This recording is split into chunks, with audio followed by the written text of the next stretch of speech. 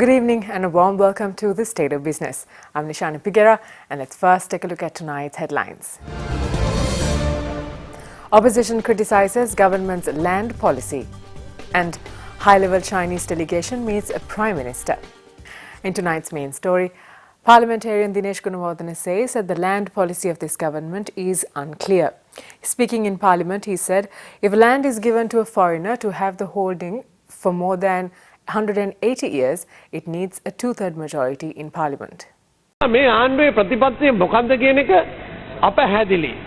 මේ රටේ අවුරුදු 99කට ඉඩමක් දුන්නොත්, අවුරුදු 99 දෙසරයක් දුන්නොත්, අවුරුදු 180කට වැඩි කාලයකට ඉඩම් දෙන්න ඔබට අයිතියක් නැහැ, පාර්ලිමේන්තුවට අයිතියක් නැති බව ආණ්ඩු ක්‍රම ව්‍යවස්ථාවේ 157 වෙනි වගන්තියේ පැහැදිලිව කියනවා. ඒ පාර්ලිමේන්තුව අනුමැතියක 3/2ක් අවශ්‍යයි කියලා. It needs a two-thirds approval of Parliament if you're proceeding in this manner in order to implement anything in relation to a foreign holding. එතුමා කිව්වා මේ විදේශිකයන්ට ඉඩම් දෙනකොට මේ 3/2කින් සම්මත වෙන්න ඕන කියලා. දැන් ගියාඩු කාලේ කොච්චර දුන්නද ඉතින්? ඒවා 3/2කින් සම්මත වුණාද? හොඳයි. ඔව්. සමහර ඒවා අපි දන්නෙත් නැහැ. ඒවා නිකන් දුන්න ඔප්පු නැතුව. A delegation led by Assistant Foreign Minister of China, Song Tao, met with Prime Minister Ranil Wickremesinghe in Temple Trees today. Here, the Chinese delegation has promised the Prime Minister that they would extend their cooperation to Sri Lanka in its effort to become a hub in the Indian Ocean. The progress related to the proposed Hambantota Industrial Zone and the Colombo Port City project were also discussed. In more news tonight, Minister Dayasiri Jayasekara spoke about the ongoing investigation by a presidential commission into the alleged central bank bond scam. The commission commenced a public hearing a day before yesterday. ජනාධිපති පරීක්ෂණ commission සභාව වැඩ ආරම්භ කළා තිබෙනවා. මම හිතන්නේ නිවැරදිව කොමිෂන් සභාවේ ක්‍රියාදාමය කිසිදු දේශපාලන අතපෙවීමකින් තොරව ඒ වගේම තාම ස්වාධීනව මේ ක්‍රියාදාමය සිද්ධ වෙමින් තිබෙනවා. ඒ විතරක් නෙවෙයි පරීක්ෂණ සභා කොමිෂන් සභා නීති අනුව එහි 16 වෙනි වගන්තිය අනුව මෙහි යම් යම් පාර්ශවයන්ටත් නීතිඥයන් ඉදිරිපත් කිරීමේ අවස්ථාව පවා ලබා දීලා තමයි මේ ක්‍රියාදාමය ඉස්සරහට ගෙනියන්නේ.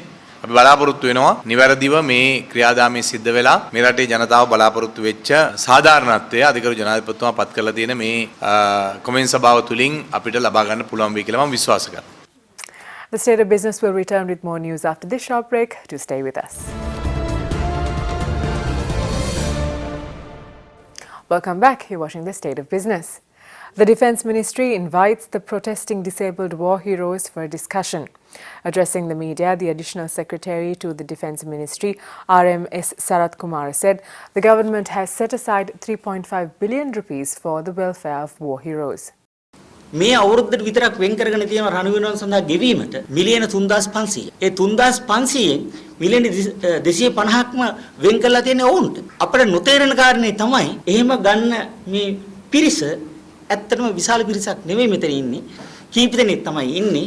ඒ නිසා මේ ඉන්න රණවිරුවන් 99.99ක් ඔය මතේ නෙවෙයි ඉන්නේ. කීප දෙනෙක් කොහොම ඉන්නව. හැබැයි අපි ජනමාධ්‍යවලිමුත් අපි හුඟක් වෙලාවට කතා කරන්නේ අර 0.01 ගැන. 99.99 ගැන නෙවෙයි. අපි මාසිකව රණවිරුවන්ගේ ප්‍රශ්න තියෙනවා නම් කතා කරන්න අපි මේකේ රැස්වීමක් දාන්න තියෙන්නේ. අපි 5 දිනකට සංවිධාන ගොඩාක් තියෙනවා. ඒ 5 දිනකට සහභාගී වෙන්න පුළුවන්. Women in Management and International Finance Corporation are inviting nominations for the Top 50 Professional and Career Women Awards Sri Lanka 2017. The IFC is a member of the World Bank Group. The nominations are open from Saturday to 30th of May this year. Now in its 7th edition, these awards recognize women who inspire others with their success in their career, business and everyday life. The award ceremony will be held under the theme Beyond Parity, Developing Tomorrow's Women Leaders. I believe that South Asian women are smart, they are intelligent, they are dedicated and very hardworking. But I think just like as you mentioned here in Sri Lanka, even in the Maldives, I think they just don't come out, and I think the women need a push, some encouragement and some assistance to show their talents, to show their skills, to show what they're capable of. I believe very strongly that such awards are absolutely essential to bring out the potential in women, to bring out the women in short, to show their talents and to show their skills. The primary aim of this award ceremony is to provide skill building and training opportunities for women who lead or work in micro and small businesses. We strongly believe that by strengthening the woman's role in the private sector, through promoting gender-smart solutions, we can help transform entire markets. In Sri Lanka, IFC is looking forward to really stepping up our commitment to closing gender gaps in the private sector. Worldwide, we see that 1.7 billion women still don't own a mobile phone, and 1.1 billion don't even have access to bank accounts. Closing these gaps represents a significant business opportunity for the financial and the mobile industry. Yet, while women and girls have made significant gains in the past decade in terms of education and health, some economic participation, as well as political leadership, gender equality has yet to be attained in many critical areas.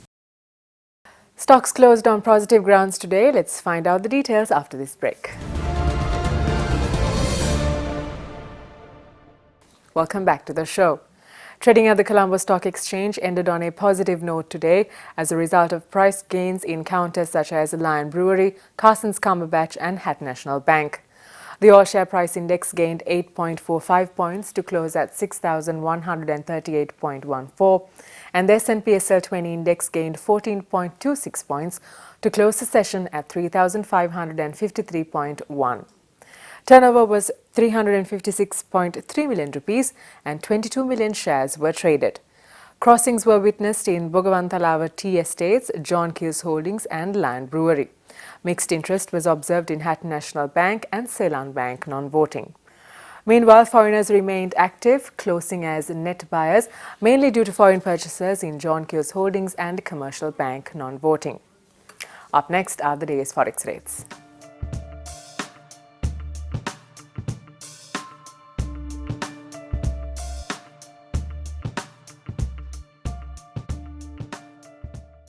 And with that, we sign off from the newsroom for tonight.